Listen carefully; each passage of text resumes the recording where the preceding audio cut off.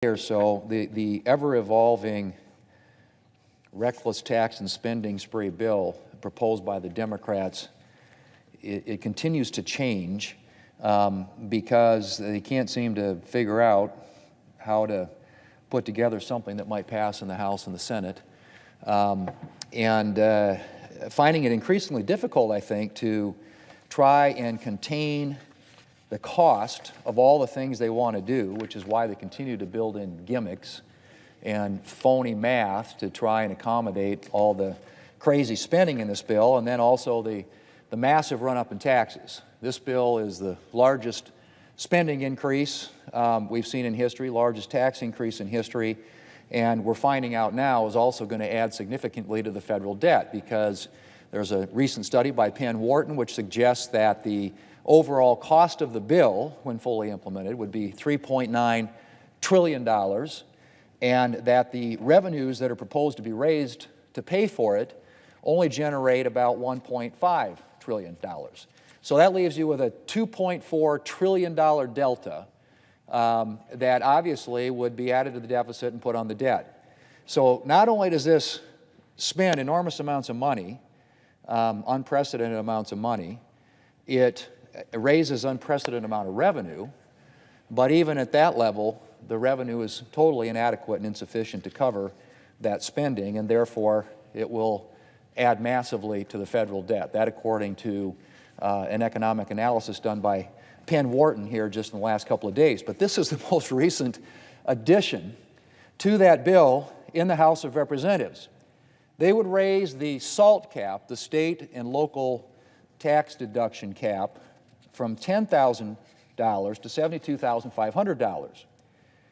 And it will also extend that higher cap through 2031 beyond its scheduled expiration after 2025.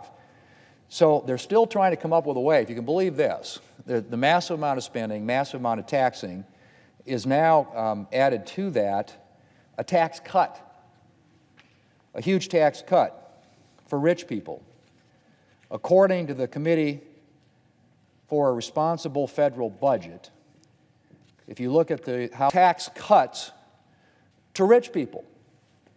So just think about that, Mr. President, from the side that always says that our side is looking out for rich people, trying to cut taxes for the rich.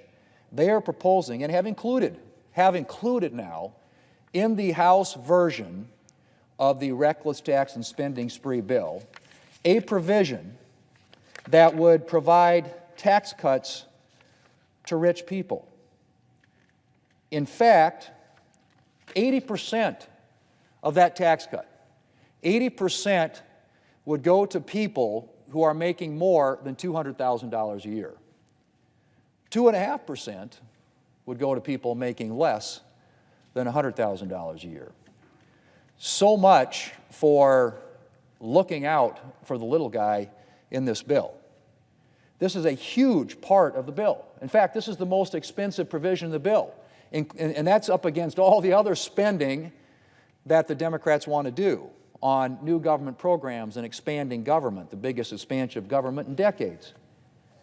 But included now in the bill, not only is that massive expansion of spending on lots of crazy new ideas and trillions of dollars in new taxes that will be imposed upon the economy, but now there is a provision in there that will cut taxes, 80% of that benefit going to people making more than $200,000 a year, and cut taxes on a scale that makes this the largest, most expensive provision in the entire reckless tax and spending spree bill.